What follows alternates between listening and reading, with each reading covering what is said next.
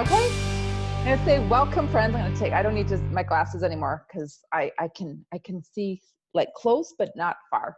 So welcome everyone. Nicole Scott here from Own Your Sparkle, and I have a special guest on, and we are gonna dive in a little bit about Yerina's story, and her full name is Yerina. And we were talking about this because you can pronounce last names a little bit different and kind of butcher them, but it's very, very simple. There's no block. Easy, right? And I never screwed it up. I never butchered your last name. Okay. So we connected, I think years ago on social media and through one of our businesses that we do and share together. And when you're in my Gorgeous Gray movement and I started to see you comment and saying you're finding like diving in and doing the journey, I'm like, I got to interview you because when you're not fully transitioned, but you're going through the transition. And I think sometimes it's so fun to interview somebody that hasn't fully transitioned to kind of share those feelings. So today, ladies, we're talking to you that are maybe starting in the transition, feeling a little scared, feeling a little nervous, and we're going to dive in and I'm going to ask her a few questions. But first off, Yerina, I would just love for you to just share a little bit about who you are to our women audience.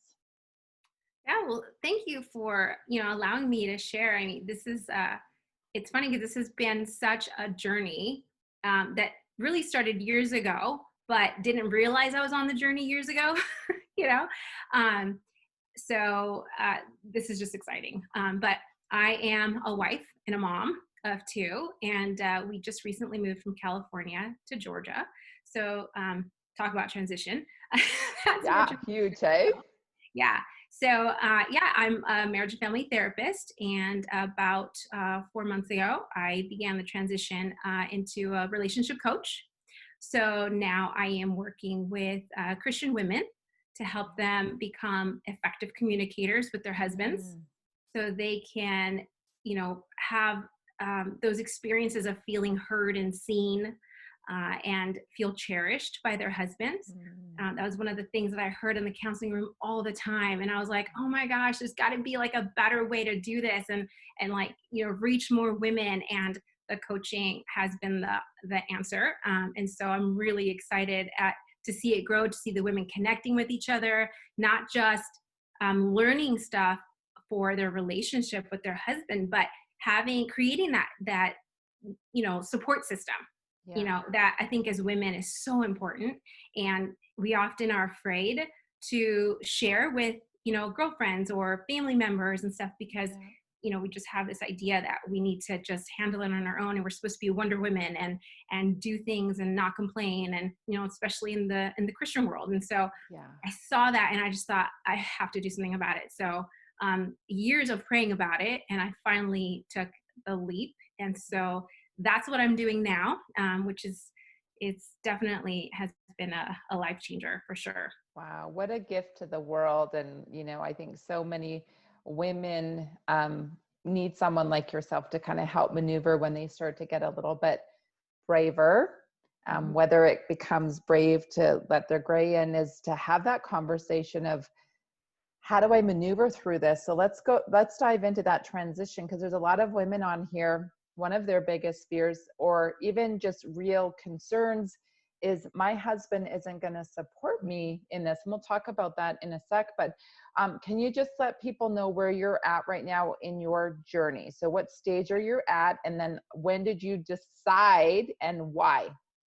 So you can kind of see where Yeah. I've got a good 5 inches of growth. Okay. I stopped dyeing my hair last November. Okay. So November 2019. But for those 2 months were were rough. I knew for me, I felt like I had to do it. Okay. I have psoriasis and I was having flare-ups all the way up my scalp and down my neck. And just when I would get a handle on it, I would go get my hair done, and I would have another flare-up. And even though I knew there were other things causing my flare-ups, not just the hair dye, the hair dye also just made it worse. Right. And so for a while, I'm going to say maybe a year and a half, I was like, I know I should stop dyeing my hair. It's not good for me. I feel it on my scalp, and I'd go to the doctor and they'd be like, it's eczema, you know, it's this, it's that, and tried different things. And I finally got to this place where I thought, you know what, I know better. Like, I have a chemical-free home, right? I don't even clean with chemicals. And I've Right. transitioned to natural, you know, face Yeah. products. I'm like, are you kidding me? Like, I know what I need to do. I just need to do it. And so those last 2 months were so difficult. And I kept Right. asking my husband, like, are you still gonna love me? Are you still gonna think I'm beautiful? You know, like, am I gonna look old? You know, all these things that we Yeah. grow up thinking, right? That gray means old, Right. right? And so then I decided to really start looking into scripture, right? Yeah. Because the Bible is like a huge thing for me as far as like Mhm. the decisions I make and that kind of stuff. Yeah. And I started really looking into wisdom. Yeah. And I realized, you know what? Age, like in the Bible, people who are older are seen as wise. Right. In our society, people who are older are seen as old and Right. have nothing to offer the world, right? And I thought, no, like, I have to own this. Like, it's okay. And Right. so I just decided one day, like, it was my hair appointment, and I sent her a message and I said, I'm only going to get a haircut. And she said, okay. I don't know what she was thinking, right? But I told my husband, okay, I'm doing it. I'm just gonna go get a haircut, and I'm not even gonna, you know, Yeah. like, think twice about it. And I went in and I explained to her what I was doing, and she's like, "That's brave. That is so brave. I don't think I can do it." And I was like, "Oh my gosh!" Right? And I had not told anybody else, so it was just Okay. like my husband, my hairstylist, God, and myself, you know. And I came home and I was like, oh, so, you know, I had like, what, like, our growth is like half an inch, you know. Yeah. And I came home and I was like, oh my gosh. And it was like the hardest thing to look in the mirror and go, my hair is not like, it's not all dark. It's Yeah. not perfect. Right. Yeah. And it messed with my head for a while. You know, what are Mhm. people going to say? What are people going to think?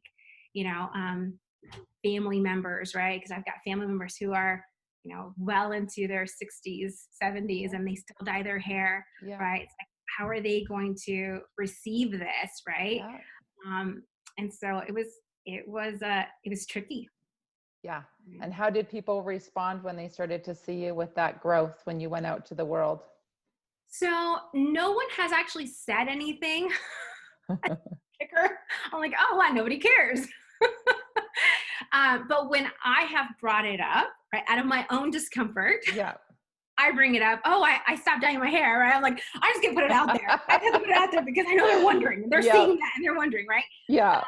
And then the interesting conversations come up, right? Yes. People will say, "Oh, you're brave. Oh, why?" I've got a lot of why.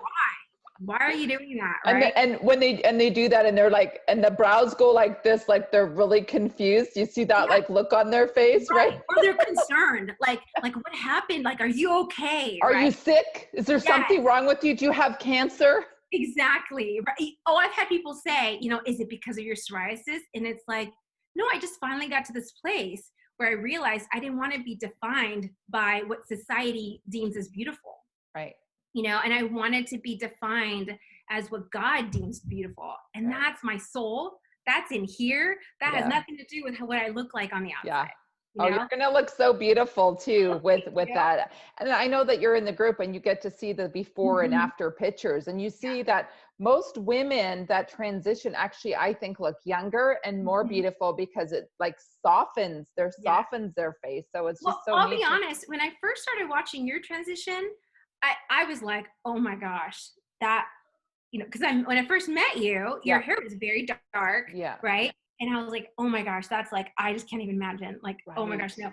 And then when you were really just, you know, you had Yeah. done like the color matching Yeah. and stuff, and Yeah. I was like, wow, she looks better. Like, I actually thought, like, wow, like, okay. So, you know, all of that like Yeah. fueled, you know, a lot of it for me as well. Like, being able to see that other people and yeah, I'm like, I don't have it everywhere, right? Yeah. I've got patches of it, right? So Right. for me, it Yeah. looks like highlights. Yeah. It You takes get tons of money to do that, right? absolutely. Yeah. But it's like, you know, to see other people do it and it's full gray. Yeah. I was like, okay, like, I, I can do this. Like, Yeah. really, I can do this. And I have this one friend who did it 3 years ago, I want to say. Okay. And she was in my wedding. She's one of my good friends. Yeah. And she has a patch just like this, like mine. And it looks like she has this beautiful, just white streak, right? And she's got it everywhere else, but this Yeah. one's just like a chunk, beautiful white streak. And she posted about it. I want to say it was like October on her Facebook page saying it's been 3 years and her hair's now long. It's like beautiful. It's just, and she just shared her journey. And I didn't know she was doing that. Like, cause on Facebook, you can't really see, like a whole lot. Yeah. But when I saw that too, I was like, you know what? She can do it. And she's a hairstylist. Like I can do it, Exactly. That's great. And so tell us about what happened with your skin condition after you stopped dyeing, because it's been since November. So it's practically non-existent. Wow. So now the true flare-ups are because of inflammation in my body, not because I'm adding inflammation through the chemicals on my body. Yeah. Wow. That is so amazing. And of course, most people know my story that I stopped dyeing my hair because I had a cancer scare and I had lumps in my breast. And it was one of those moments where you're like, health over vanity. And that was kind of my turning point. And I love that, that you also got to a point too, where I'm like, is it worth it? Like, is my skin condition, like, am I just contributing? And same thing, like I'm a nutritionist, you eat well, you're like natural skin products. It's like the one thing. And I was talking with the owner of the Green Beaver Company, which is a company up here in Canada that makes clean, body products. And he said he's been doing shows for like 20 years. And he said, it's always the hair dye that like is honestly like the last thing that goes on a routine for women. And I'm like, yeah, it's almost like it protects us. It protects who we think we should be, I believe. And so when we actually let it go, it's almost like we have to be naked to the world, that vulnerability. Would you agree? It's like, I'm being more vulnerable than ever. Oh my gosh, you're seeing me naked. Yeah, absolutely. And, and as a therapist, right, understanding the psychology of it, right? Like I knew the logical, but it was the emotional that I had to get, past to be able to make that decision. Yeah. But it is so entwined in that emotional society reaction. Yeah. Yeah. So as a therapist, what tips could you give women that are going through the transition? I know you're going through, how do we get this right, Yerina? How does this happen? Absolutely. It's definitely a mindset shift. It's if your mindset is in line with what society says, then you're not going to be able to do it.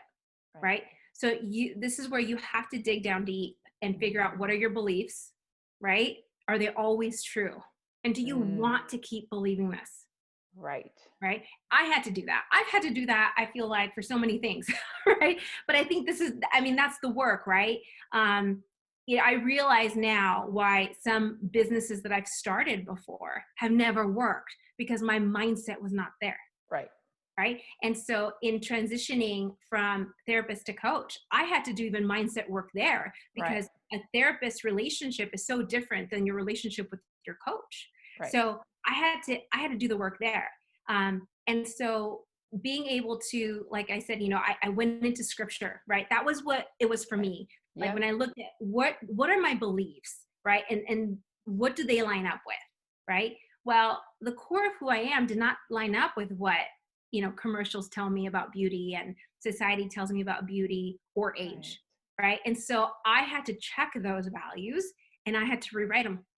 And then it's kind of like I just had to keep telling myself this over and over and over again until I believed it, but it's doing that work that is so important, otherwise you're not going to be able to do it, because your mindset, you do where your mindset's at.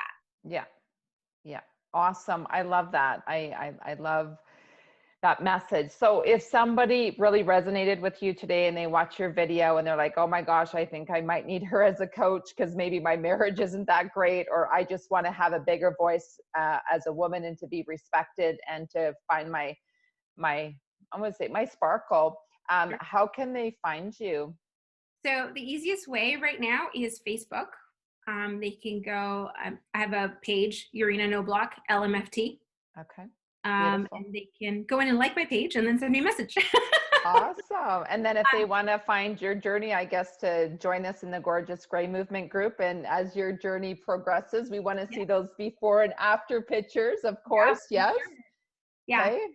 yeah, Awesome. Well, I so appreciate you jumping on here, and thank you for being brave and bold. I'm glad that your health is getting better because you got rid of that probably last toxic thing that you were putting on your body, and that's usually the last to go. So women, you again heard another beautiful story of a woman that just said, one, I had to get my mind right, and two, to do it for my health.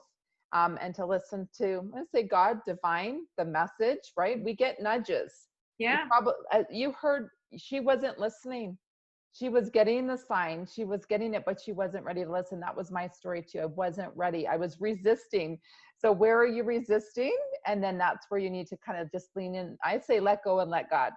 hmm, And I write in my book that a whole chapter about that spiritual journey that I had to take, that mindset, that we're talking about. And it didn't happen overnight, ladies. I'm just going to tell you, because I got the divine nudge when I was 35 years old in the shower, as the hair dye was running down and dripping over my breasts and down to my privates. And I was like, I'm a nutritionist. I know this is bad for you. I literally had a book title. I started to write.